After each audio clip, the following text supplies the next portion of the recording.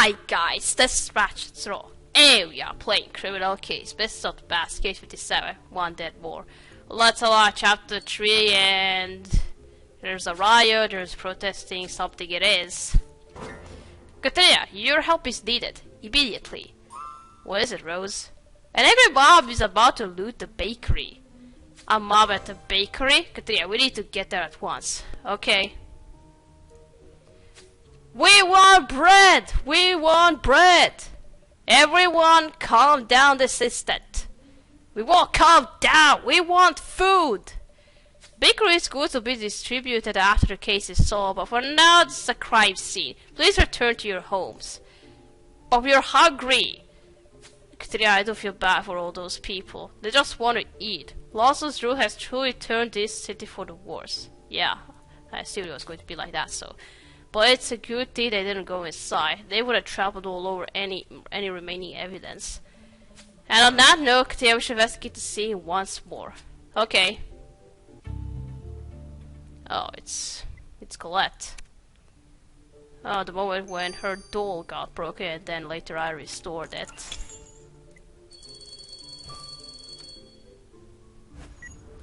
There are so many poor and homeless people. Lawson, what the hell are you doing? I'm telling you, we need to stop Lawson because he has gone too far. Too far! I can't believe I liked him so much in all these cases to later find out that he's not so nice as he seemed to be.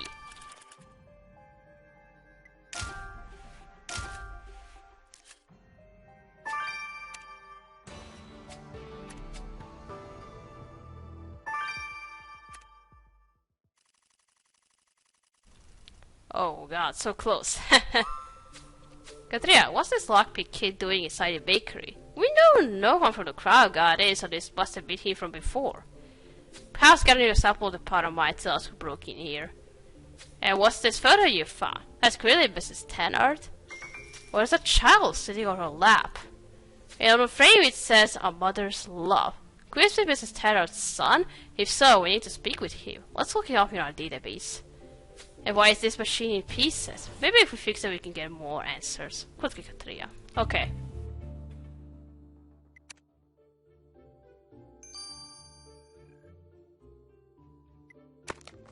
Okay, let's first look up who is this guy, and I think I know who's going to be.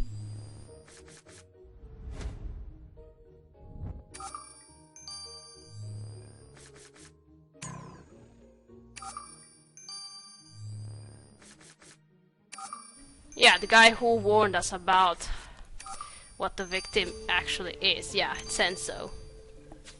Katrina's boy, the photo of our victim is none other than Enzo Jonas. Enzo, the resistance fighter. So Mrs. Tennard was his mother? Enzo failed to mention this situation while ranting about Mrs. Tennard. We must speak to him at once. Maybe that's why he hates her. Okay, let's now collect some of this powder from the lockpicking tool.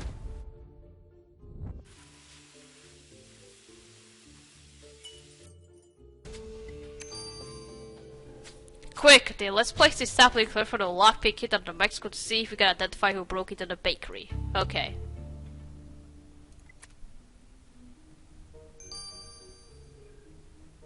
Alright, now this broken machine, whatever it is.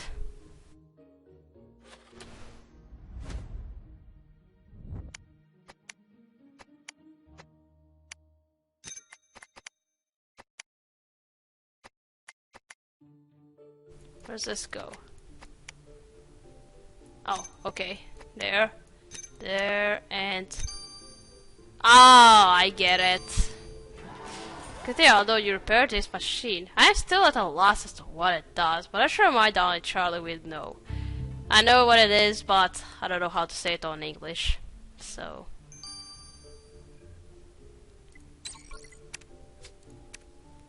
Okay, let's now identify this gray powder.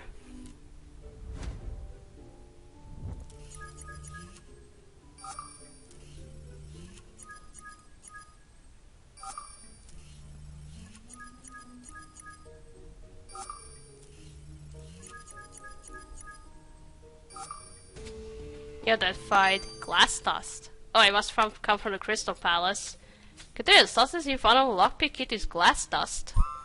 Glass dust? Didn't one of our suspects say they worked in a glass factory? Oh, this guy. That means Mr. Valier was the one who broke into the bakery. We must go speak with him at once. Okay. Damn it. Okay, let's go first talk to Enzo. Do you hear the people sing? Singing Sons of Lawson's Fall. Mr. Jones, we'd like to have a word with you. Oh, Inspector, yeah, you got me practicing by chance. I used them to stir up the resistance moral. I tried reading some Victor Hugo to them at first, but that wasn't as effective. Right. Mr. Jones, why didn't you tell us Victor was your mother? Oh, you found out? I'm not telling because it's shameful. That woman may have been my mother, but I hated her and everything she stood for. I even changed my name because I wanted nothing to do with that greedy woman who mocked the resistance ideals. Well, Mr. Jones, hopefully your desire to disassociate from your mother doesn't go as far as murder, or there will be no resisting prison.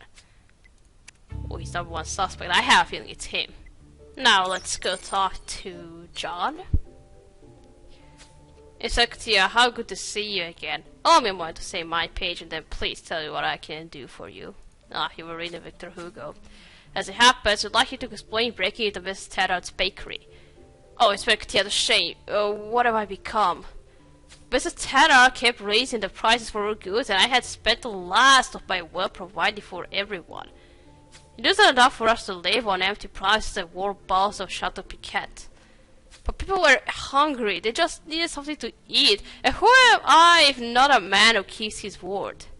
So I broke into the bakery to take a loaf of bread, but she caught me as I entered. I begged Mrs. Tedard to forgive me, but she wanted none of it. She told me she would report me to the Justice Corps. Mr. Valiant, that was a serious threat on her part. Did you murder Mrs. Tedard to make certain she wouldn't denounce you? I never do such a thing, Inspector. All I did was run away and sink to the heavens in hopes she wouldn't report me. Oh, he's number one suspect too. Let's check out this machine. Well, just the machine is for them, but for us, we know what it is. So, darling, what can you tell us about the machine Katrina found broken at the bakery? Well, sweet honeybee, I can tell you I'm glad you said it because it means we could see each other during work hours. Oh, Charlie, I thought you welcomed a break from my sudden cravings and flatulence. Nonsense, Snugglebug. I never tire of you. Right, sorry, Katia. Time is ticking. Well, the machine is a multi-purpose bread-making apparatus. Knew it. A big can knead with this machine and even prepare a variety of pastries. That's great, but why was it broken? I was just getting to that. I had even come the machine for fingerprints and we found a match. Adelia Baldwin, to be precise. So Adelia broke the machine, but she never mentioned going to the bakery. There, let's go ask her about it. Okay. You lied to us.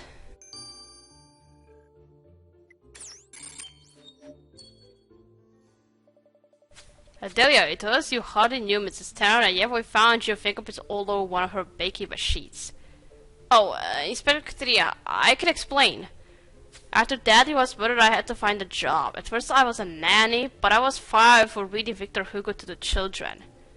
I tried finding other work, but there was nothing. Even singing in the streets was fruitless. And then one day I met Mrs. Tedard during one of her trips to the homeless camp. I begged her for work and she agreed to hire me. So you worked for her. Why didn't you tell us earlier? Because I was ashamed to tell you how she dumped me. After a month of working at the bakery, all Mrs. Tedard gave me was a loaf of moldy bread as a payment. After I slaved away all those long hours living in Paris along with strangers, I didn't even have enough money to feed my baby. I was so furious that I broke her baking machine in retaliation. I hope for your sake and your child's that you weren't furious enough to go one step further and kill Miss Tedard. Oh, she's number one suspect. And now we know our victim very well. How was she? And she was supporting Lawson, so... Katrina, misery can drive people to terrible deeds, and Lawson's regime is certainly creating a lot of misery in Concordia. Could our killer be Mr. Valier, who stole from the victim and was afraid of her retribution? Or Adelia, angry that the victim refused to pay her? Or maybe Mr. Jonah struck down his own mother in right to his anger at her actions? You're right, in order to answer our questions we need more clues. And since we know the killer has visited the homeless camp, we should go there. Okay.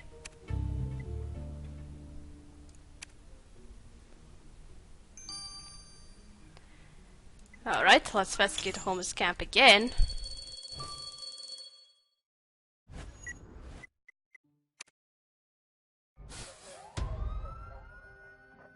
I'm gonna have to say it for the victim. What a bitch she was. Now I know our victim was a bad person. Very bad person. And she supported Lawson. What is wrong with her? She nuts? Well, she probably was.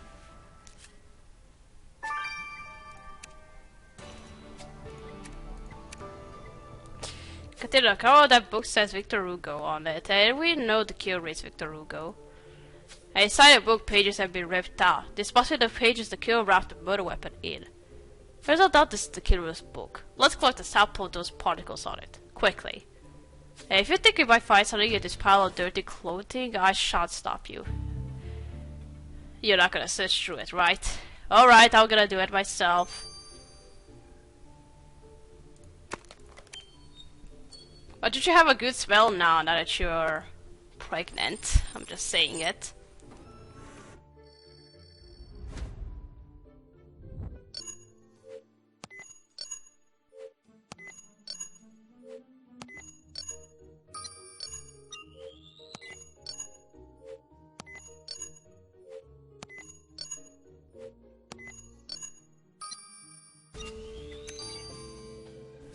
Something now, Katerina. Let's set a sample of skin cells we prepared from the page of the killer's book to Viola. Yeah.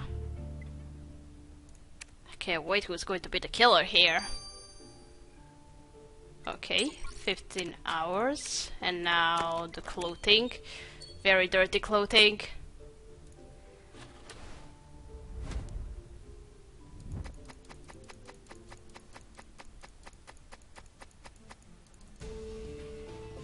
Oh, it's a bottle of that cheap wine the killer drinks, right? Katrina, what a bloody bottle in that pile of clothing. And the bottle label says Chateau Piquet.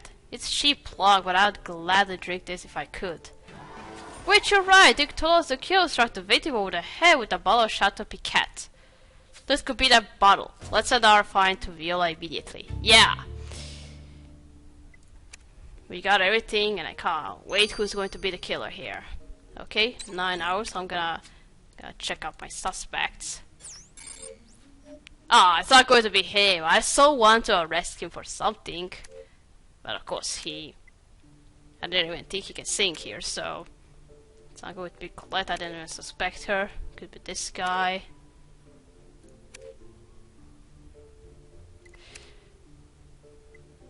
I don't know who to suspect here. Let me check them all off. Is there something on their clothes, on their faces that they have? Something that will be here on the killer's profile.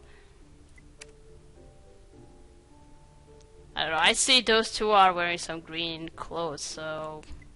But you don't have any threads here, so it's not going to be that. Anyway, we'll see about it. Let's check out these skin cells first. Katrina, would you say my skin maintains a youthful quality to it? I don't know what to say. Viola, dear, I can assure you that you don't look a day over 30, but I'm afraid we don't have time to chit-chat right now. Well, this isn't about me, it's about the skin cells you found on the killer's book. I stuck the sample of the microscope and studied the collagen on them. It's a protein which gives the skin a strange elasticity. And judging from the healthy state of the collagen in the skin cells, I can determine that your killer is younger than 25.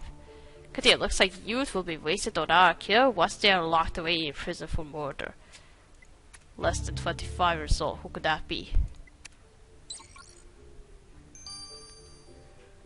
Alright, now this bloody bottle. Katia, I know you are pressed for time, so I shall dawdle. The blood of the wine bottle belongs to your victim. So this is the bottle the killer used to strike Mrs. Tanner over the head. Excellent work, Viola. Now, with studying the liquid remains of the bottle, I didn't find anything of substance pertaining to your killer. However, I decided to examine the bottle label and found under it a strand of dark hair. Seeing as the victim had red hair, the dark hair could only have come from the killer. You hear that, Katia? We are a hair's breadth away from catching a dark-haired killer. Who's going to be? I think I would like where this is going. Katia, our bread and butter is so crying, and now that we have all the clues we need. It's time to arrest the killer. Need. What does that mean? We're just making it up. Anyway, let's see who killed. He's 45. She's 8, but she's not so suspicious. He's 42. And he doesn't have a dark hair.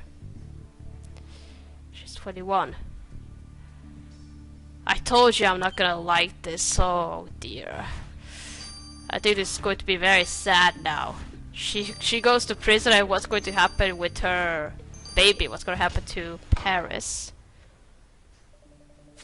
Adelia Baldwin, you're arrested for the murder of Albertina Tennant. It's ridiculous, Inspector Katia. I might have fallen from grace, but I didn't fall that far. Well, if we did find you a singing competition medal covered in the victim's blood. A singing medal? I don't like the harm material, but that has nothing to do with murdering someone. No, but your bottle shot to be kept does, especially since you used it to bash your former employer's head in. Drinking cheap wine is not a crime, Katia. It's a welcome distraction to the miserable life I'm living. Really would have been a worthy distraction. Too bad you ripped out the pages of your Victor Hugo book to wrap the murder weapon in it. That's not... Fine, I'm tired of lying. I did kill her. As a police commissioner's daughter, you should have known murder wasn't the answer. Did you do it because Mrs. Terra refused to pay you for your work? It's not just that she didn't pay me, Inspector Katia. I haven't told you the full truth about my work for her. Mrs. Terra asked me to deliver bread to her wealthy clients. Everything was fine until one male client suggested I offer other services for extra pay. Mrs. Terra jumped at the idea. She was charging 10 times the amount of money for a loaf of bread and my special services. Oh god. Mrs. Terra forced you to be a prostitute? Yes, I tried to refuse, but she threatened to take my child if I didn't go through with it. She told me I had no one to turn to. Nobody would believe me. Paris is all I got, so I did what she wanted for a while, but she still didn't pay me enough. We were starving and afraid. I knew the only way I'd be free of her was if I killed her. I didn't have a choice, Inspector Katia. Oh, Adelia, that's terrible. We cannot overlook the fact you murdered someone. We have to place you under arrest. Oh dear, it's so sad. Dear. Court is in session. Adelia Baldwin, daughter of former police commissioner Talmadge Baldwin.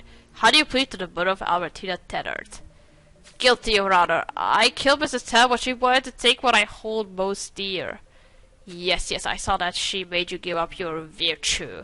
Life is hard when Dad is not around to help you. No, that's not...